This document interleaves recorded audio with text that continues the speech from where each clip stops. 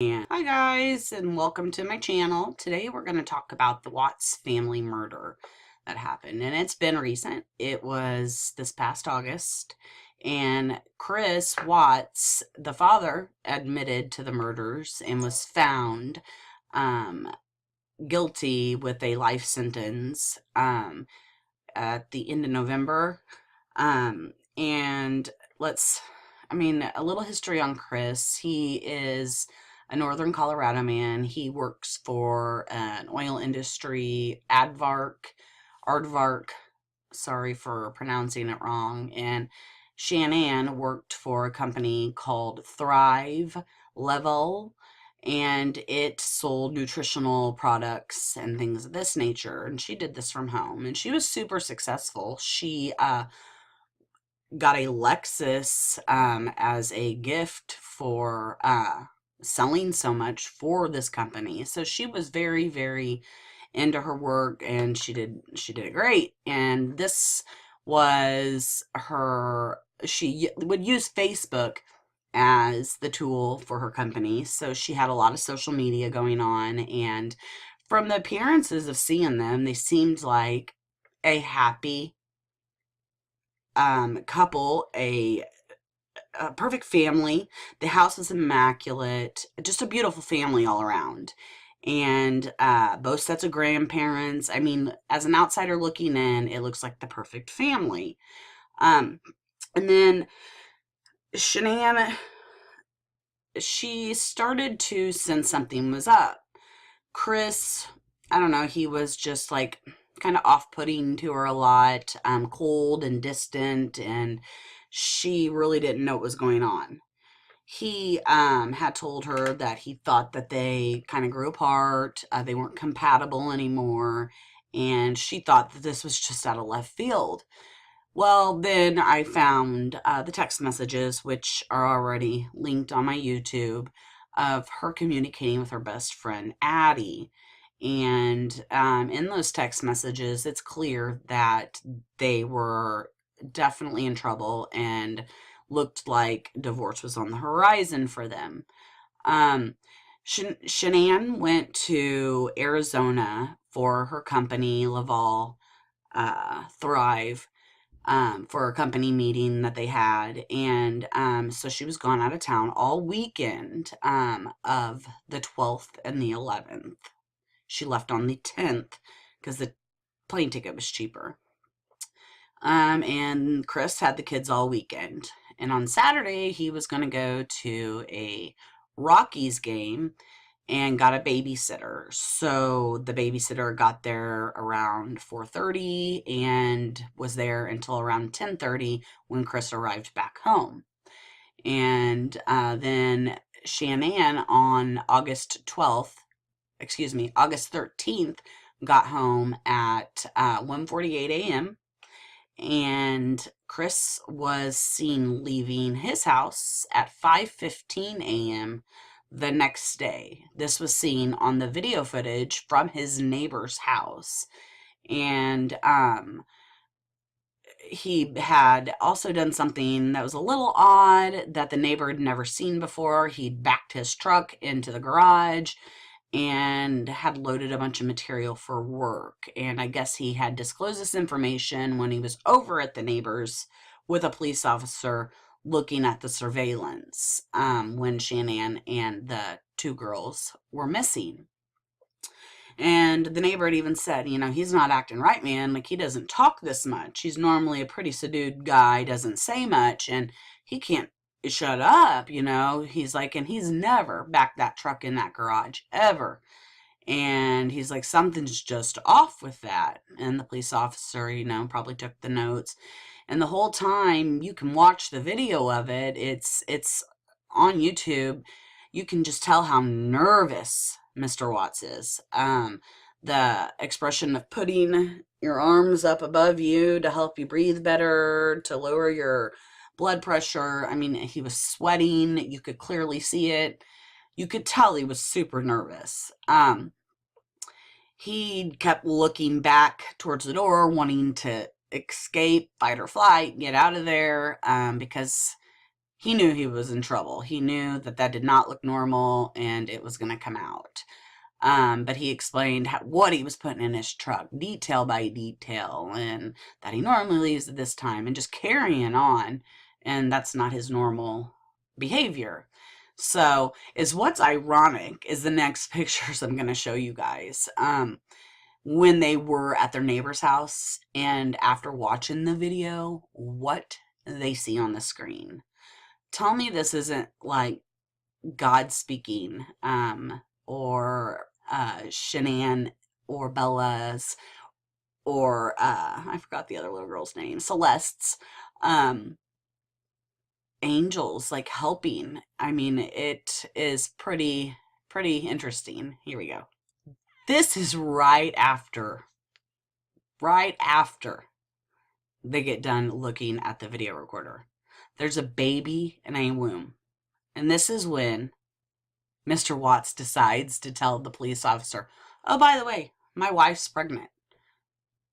Probably would have been something maybe to be a little bit more concerned about earlier. Could have been another reason of a little bit more of a higher suspicion of why she maybe went missing. People get stolen for babies all the time. That would have definitely been something imperative to share with an officer. So, and then here's a second. So nervous. So nervous. You can just tell. He's like, is that really on the screen? I can't even believe it. And I just was like mesmerized when I saw that. I'm like, that's divine intervention right there. I mean, absolutely, it is. Then there's some kind of explosion that goes off. There's a little bit of oil before it, and then an explosion goes off. And I didn't get the other screen shot on there, but you can go look. After this smoke comes out a skull. And it's just creepy that it happened. And once things finally get disclosed, it's similar to what happened to his girls and his wife, the baby. It's just divine intervention, if I can say so. I really believe it is. Shannann's, like, one of her best girlfriends, Nicole, had been trying to call her all day, and Shanann was not responding, and it was just not like her. So her friend Nicole and her son drove over to their house, and that's what initiated the police officers to come out there, because Nicole said she hadn't been feeling well and was worried and wasn't getting anything really from Chris except for that she had a play date, and but he didn't know with who or any of this information. So finally, the police officer was able to get him on the phone and say, hey, dude, you need to get here so I can get inside and make sure your wife's not, like, dead on the ground and the baby's not laying there crying with her. You need to get here. And so 15 minutes rolls by and he eventually shows up. And the way he just shows up is just like he went to the side of the car, gets something out, and he comes up, shakes the officer's hand. It's quite interesting. The lack of care, compassion, worry, fear, hurry, wanting to get inside the house to see where his babies are and his wife is with their son inside of her. It was interesting. It was to be a little suspicious, if you know what I mean. Okay, so August 14th, 2018, the Denver FBI, Denver Police Department,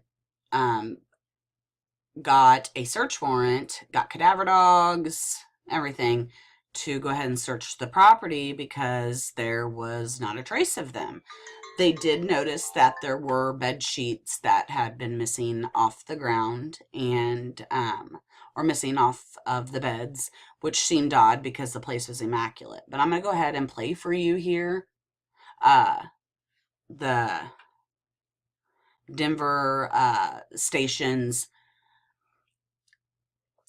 missing Frederick woman interviewed by Denver 7's Thomas Hoopa, so that you guys can see how guilty this guy was. And when I first saw it here in Kansas City, I knew he was guilty. The lack of emotion that this guy carried through his eyes was a telltale sign for me. So here we go. Chris Watts, WATTS. What's going on right now around your house? Right now, it's got K9 units, the sheriff's department, everybody's like they're doing their best right now to figure out like if they can get a scent, see where they went. If they went on foot, they went in a car, they went somewhere. And right now it's just like they've been on point. They're going through the house trying to get a scent, and hopefully they can pick something up to where it's going to lead to something. What happened? She came home from the airport 2 a.m. and I left around 5:15. She was still here. The rocking back and forth is a self-soothing thing. 12:10, and that afternoon, her friend Nicole showed up at the door. Like I had texted Shanann a few times that day, called her, say, but she never got back to me. But she wasn't getting back to any of her people as well, and that's what really concerned a lot of people. Is like she's not getting back to her. Like she doesn't get back to me, that's fine. Like she gets busy during the day. But she didn't get back to her people, which was very concerning. And Nicole called me when she was at the door. Isn't he her people? And that's when I came home. And then walked in the house, and nothing was vanished. Nothing was here. I mean, she wasn't here. The kids weren't here. Nope, nobody was here. What's your wife's name? Shanann, S-H-A-N-A-N-N. What's your kids? Bella and Celeste. Out there, like, I hope that she's somewhere safe right now and with the kids. But I mean, could she just take it off? I don't know. But if somebody has her and they're not safe, like I want them back now. Like that's what's in my head. Like if they're safe right now, they're gonna come back. But if they're not safe right now, that's the not knowing part. Like if they're not safe, last night I had every light in the house on. I was hoping that I would just ran over by the kids running in the door and just like barrel rushing me, but it didn't happen. And it was just a traumatic night trying to be here. I'm gonna ask you kind of some questions about the relationship with the kids. The kids are my life. I mean, those smiles light up my life.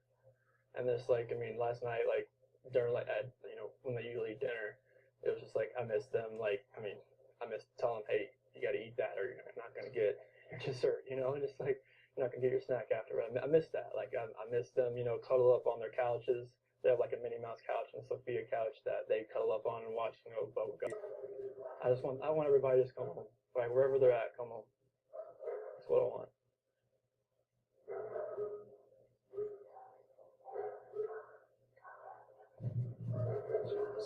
Where is she gone?